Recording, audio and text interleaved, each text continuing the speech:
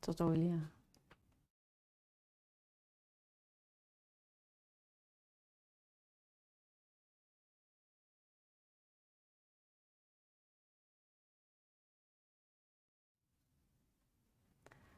Hello and welcome everyone to this Inno talk by Food and Biocluster Denmark.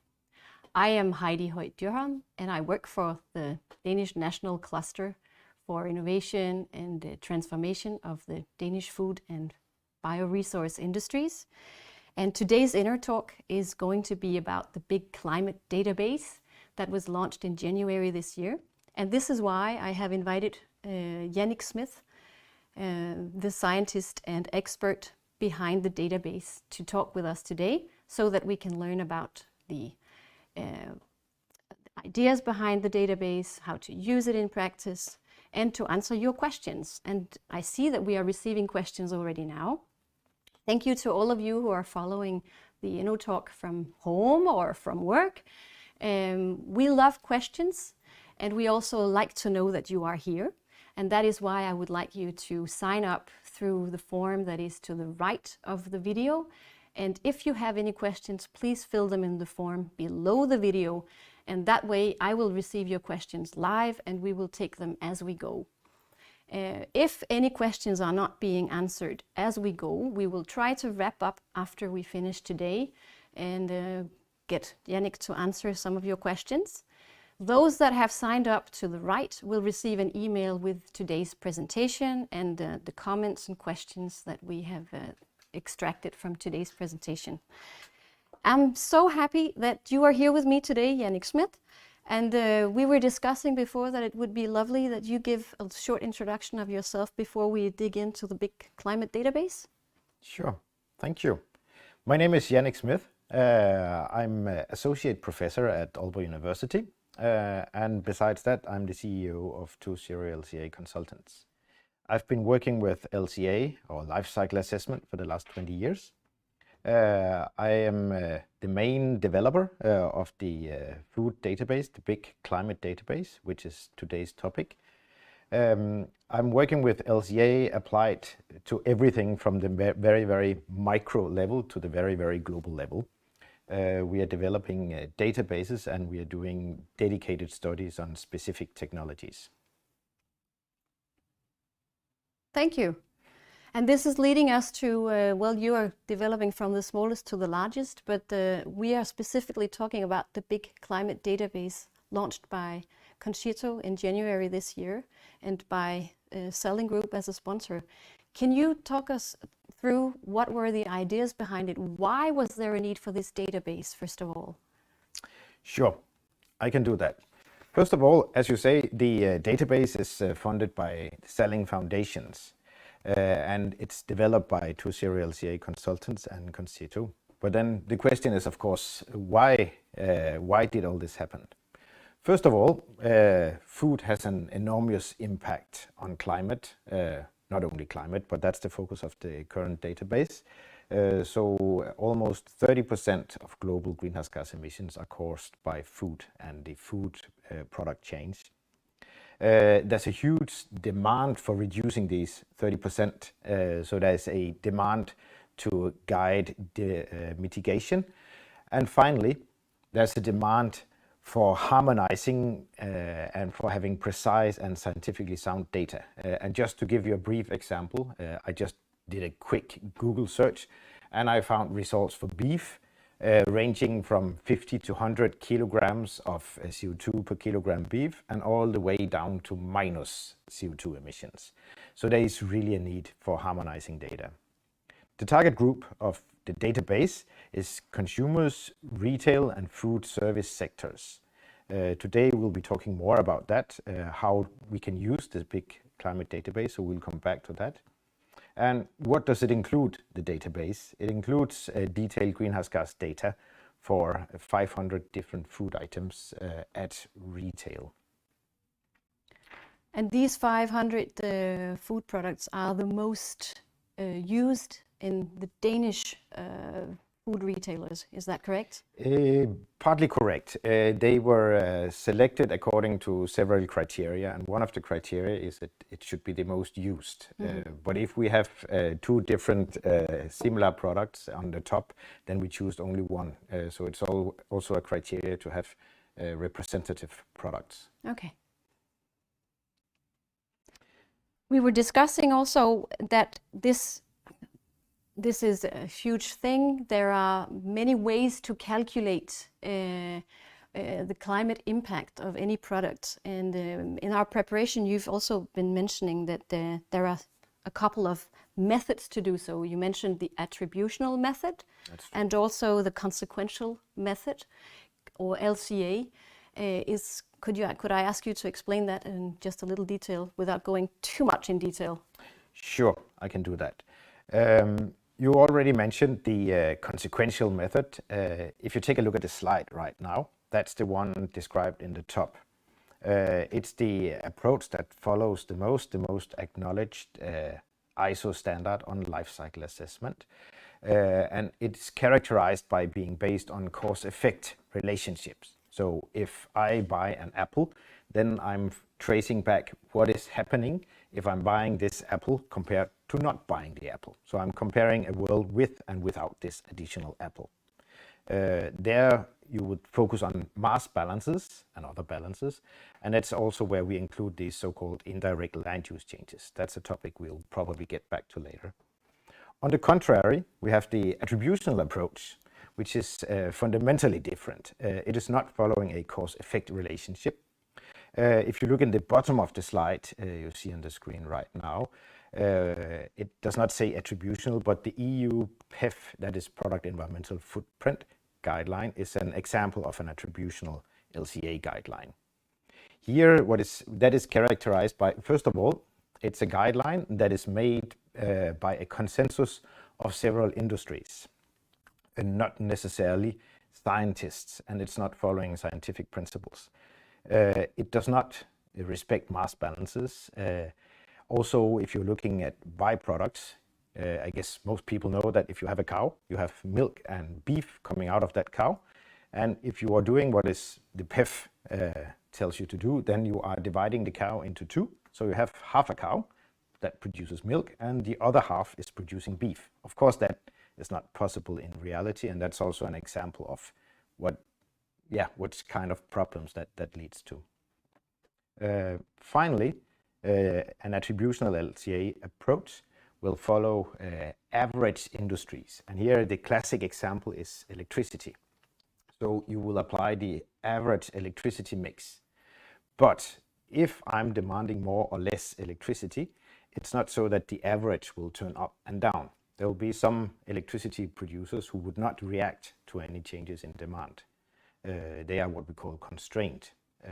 So if we have an average, then we will include something in our system which is not affected by our decisions. That's as short as possible explained the difference. All right, and that is coming to my next question. So what is it then you are including when you are calculating for the big climate database? I know that you have a pretty quick answer to that question. Yeah. Which is everything. You count everything. Nothing is left out of the database. We use a so-called, in LCA, you are talking about what you include and what you exclude is characterized by the term cutoff criteria. Yeah. Cutoff means what you take out, and yep. everything is included here. So that will be everything from the cleaning services that goes into a dairy company that producing milk. Also, if you have a farmer who pays, who has a loan in the bank and he is paying rent, the bank activities are included as well. Of course, all these things are minor. The focus is obviously on the important flows, but it just means that everything is included. That calls for a lot of data. It does. Yeah, it does. Calls for a lot of input, I suppose. We're going to get back to this. Will you take us a little more through the methods that you're using for calculating? Absolutely.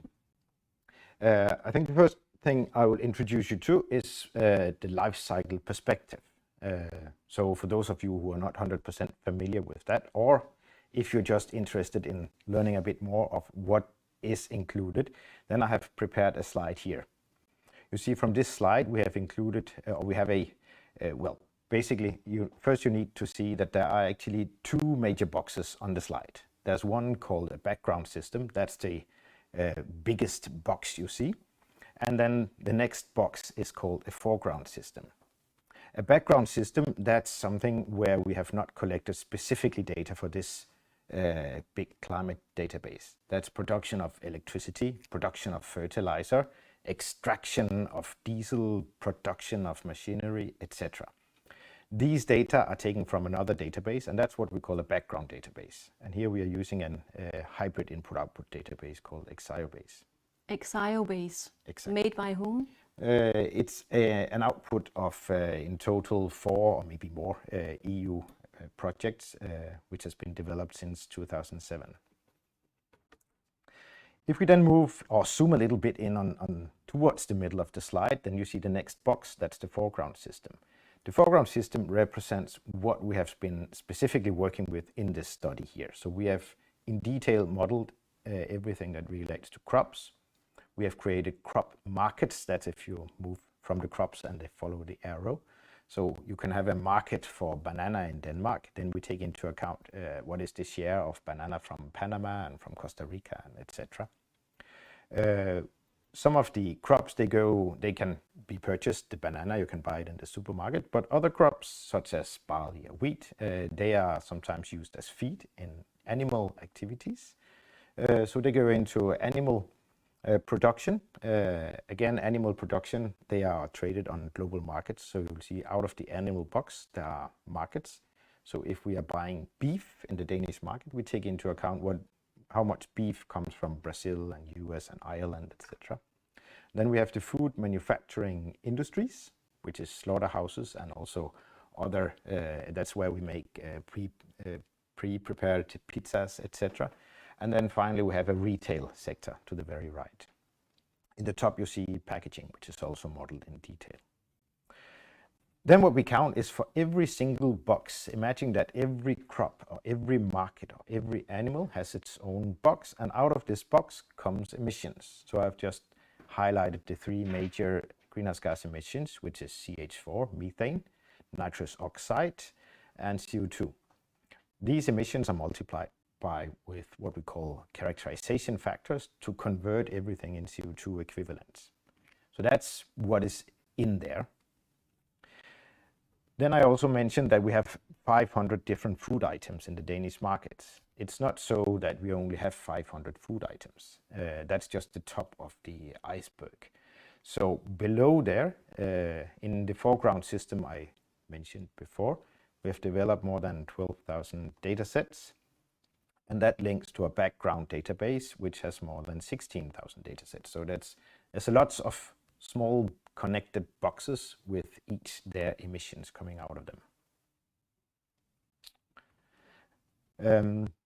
To go on, interrupt me if there's something to be. Let me see if I have gotten some questions already by now. I am seeing here that I get emails, but they're empty. So I have 2 emails, the last ones from Mikael and George. Please resend your questions and fill in the place where your question should be. This is in the form below the video if you want a question answered. If instead it is because you want to sign up, it's to your right compared with the video that you're watching. I did have a question myself to what you are telling us here, because it does sound complex. I'm just a user. I'm not a food company, food producer, as many of the listeners here today are. But if I'm trying to rephrase some of what you're saying, it sounds like you are not only calculating the use of any food as by today, but you are also calculating the consequences of a change in use. Yep. If I'm not wrong. That's true. Right. Okay. So, but it does call for a lot of information, and you depend on these international databases for. That's true. For extracting some information. Yep. We'll get back to that later, as I see many questions arising for the future, and this is what we're going to get back to.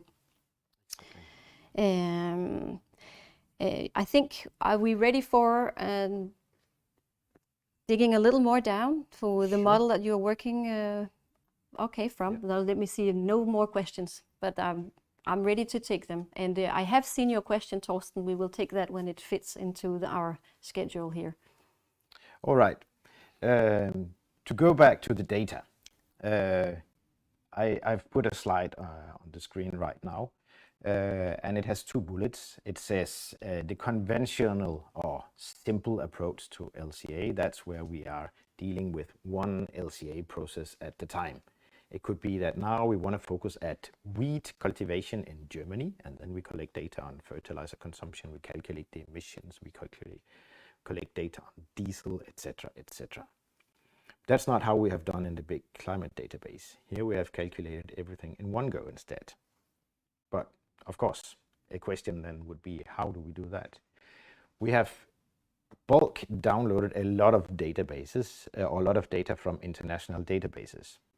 One, as I have listed here, is the Faustat database, which contain data for 185 crops in 245 countries. There we have data on the harvested area of each crop, the yield, and also organic soils. That's soils with a lot of carbon. If you cultivate these, then you have a lot of emissions. That's some of the debates in the Danish climate policy that's also focusing quite a lot of these soils.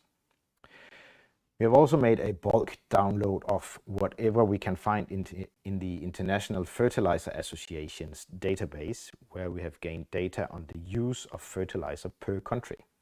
Not crop specific, it's just the use of fertilizer at the country level. So then the exercise now is to combine these fertilizer data with each crop. Here we are using fertilizer recommendations and also the harvested area to allocate all these fertilizers into each crop. Then we have a very good estimation of how much fertilizer does each crop receive. And finally, then we have all the data that can be plugged into a parameterized version of the IPCC models for emissions calculations. Then when we combine all these data, here an example of a data set for oil palm cultivation in Indonesia, where you can see what are the inputs and what are the emissions. And we have done that for 3,500 data sets in one go. We have used a similar approach for all the animal activities. So that's the calculation process. Okay. Is there anything that has surprised you when you've been doing your calculations? That you've now, when gathering all this information, you came out with something very concrete, which is the impact per product, and anything that surprised you when summing up the conclusions there? I would say surprisingly few surprises. Okay. We have been working with LCA applied to food in so many years. Of course, we identified a couple of outliers in the beginning. So most of the surprises, they relate to if there's an error in statistical data, then there will be an error, a similar error in the result in the end. Of course. So of course, we have been digging out or identifying some of these outliers in statistics. Okay. There was something about pumpkins in Australia, but that has been fixed. The detail about pumpkins in Australia. I've actually got a question, because this is where people sitting here do have their own products and that they take into account. So we have a question on vanilla.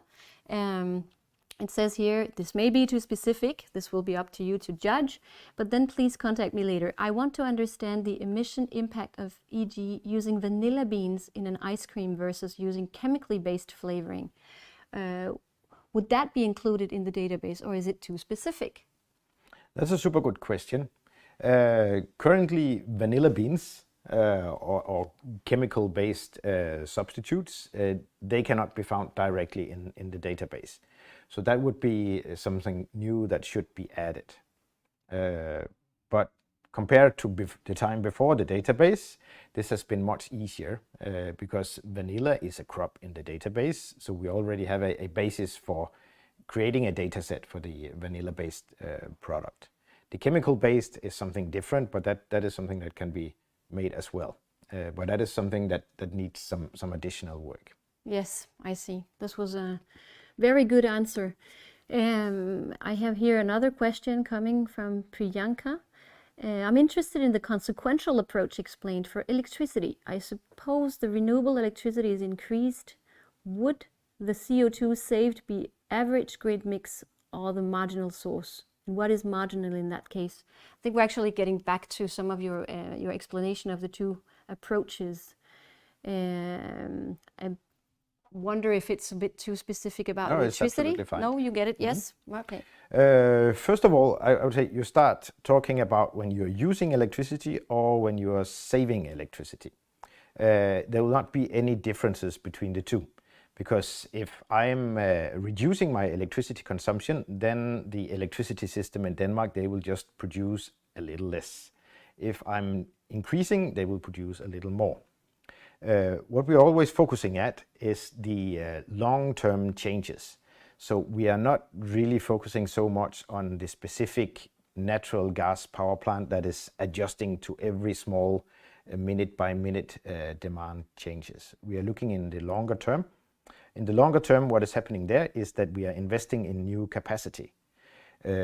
So when we are identifying the marginal electricity mix, we are looking at over time which electricity sources are invested in.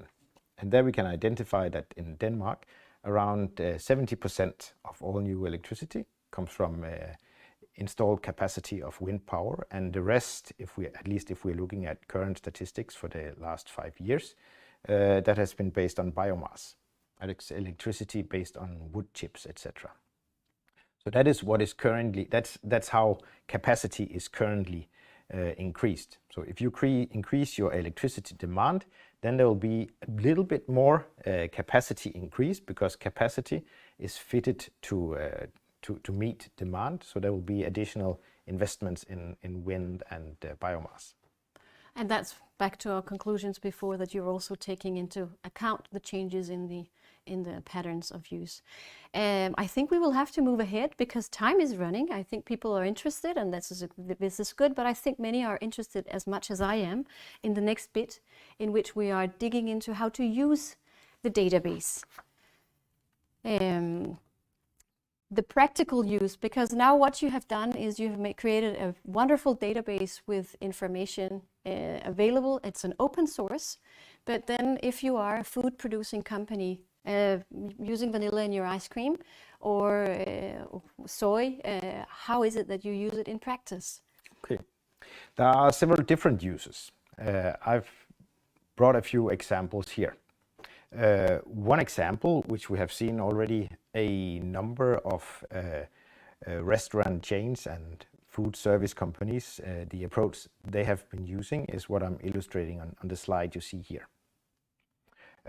What they have done is that what you see on the left, that's spend data by the food service company. So they have spent different food items. I have called them food 1, food 2, food 3. Each of them has a certain classification, and then they have an amount in kilograms. What you see on the right, that's just a screen dump of the climate database with the carbon footprint of per kilogram of different food items. Then what is nice with the climate database is that every food item there comes with a acknowledged classification. So all the items, they are classified according to GPC classification as well as FRIDA classification. FRIDA is a specific classification system and database for food items. So every food item, the food 1, 2, 3 you see to the left, they are then they also need to be classified according to GPC or FRIDA. And then what we can do is that we can actually, from the climate database, we can actually link to the greenhouse gas emissions per kilogram of food item. So it is a relatively simple mapping exercise, and then you can actually have greenhouse gas emissions from the spends of thousands of different users of food. I see. Who's using it today? There are a couple of companies, well, I cannot mention all of them, but the ones who have gone into the public announcing that they are using it is Myers and Lykkes Mose. They have been using the climate database to perform greenhouse gas footprints. BC Catering, they have mentioned that they are using it as well. And then finally, the retail chain Netto, which is owned by Salling Group, they are using it for climate labeling of their products, of their food products. I have a few more examples, but I'm not sure I'm allowed to tell it out loud here. That is interesting. This is a driver in the food industry, and suppliers of the food industry will probably be met with questions on their footprint in the future, we expect. I see that time really is running, and I would like to see, there is a couple of questions. How is the calculation made on byproducts used as substitutes for commercial fertilizers, for example, sludge and substitute for nitrogen and phosphor on farmland? Okay, we have a question back to the farm. Can we do that very briefly? It should be possible. Let's see, I need to find a slide which we can use for it. We have one example here. Actually, well, what this here shows, it's actually a slide that should tell how different cuts from the slaughterhouse are modeled. You see a picture in the left side of the slide where you have a slaughterhouse. You have some main products of beef cuts going out, and then you have some byproducts, skin, bones, etc. That's one example of byproducts. These kind of materials, they go to the rendering industry. In the rendering industry, such materials, they are, in this specific case here, they will be processed into, if it's beef, a lot of it will be processed into fertilizer and biodiesel. If it's high-risk material, it will be produced into biodiesel, and then some bone meal, which is used as a fuel substitute, that will go to Aalborg Portland, where it's used to substitute fuel. So in that case, if you have a dead cow from the top of the slide, so if you have a dead and sick cow there, that will actually go through the rendering industry and be turned into biodiesel, which substitutes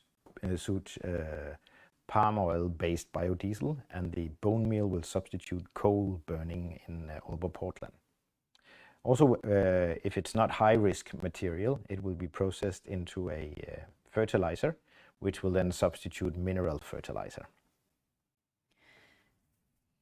This is a very good example, but it's also an example that makes me think there are quite some questions for the future of this, because as is today, the big climate database is static.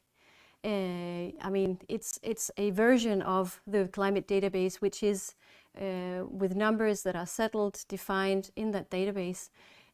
Yet I have heard you say that it is up for change. You can add, as you have mentioned, new data for new ingredients or other food products.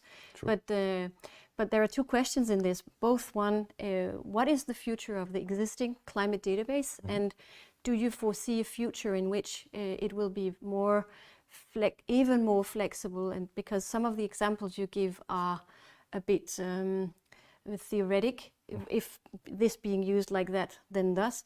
But there is also in food, there could be seasonal changes, there could be water that differs and makes a difference on the climate impact of the crop, etc. Meaning that from year to year or from place to place, from season to season, there will be a difference. When will this be added? Can we foresee that? Yeah. Well, if you just go 10 minutes back in time, I mentioned that the 500 food items is just the top of the iceberg, and then I showed a lot of other stuff below. But actually, what is included, the 500 food items, is actually also in reality just the top of the iceberg. Yes. Because you can add thousands of different food items, and for each food item, it could be a pig from a pig farmer. That can come from thousands of different farmers, so you could actually convert it to be usable at the farm level, so each farmer could produce his or her own footprint of their products. You could also, as you mentioned, you could add seasonal differences.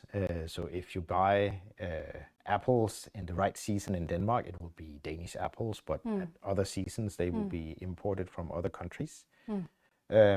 You could add different technologies, so you could compare organic farming with conventional farming, or even better, it could be environmentally improved products where you use specific technologies. There are thousands of technologies to abate different emissions in animal production, as well as crop cultivation.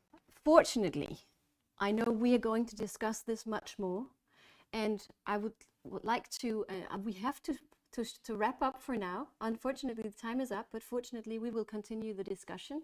I would like to invite all of you listeners to check out the events that Food and BioCluster are putting up, because on the 13th of August we will be having a second meeting, but this is a physical one in which you can come and hear about some of the tools that can be used for measuring your own climate impact, and in which Jannick will also be there to answer other questions. And I hope that many of you would be interested in following that as well. If you have more questions, don't hesitate. We will wrap up as many as we can in the emails after today. But thank you so much for coming in and bringing a bit of light to what's behind the big climate database today, Jannick. Thank you. It has been a pleasure. Thank you.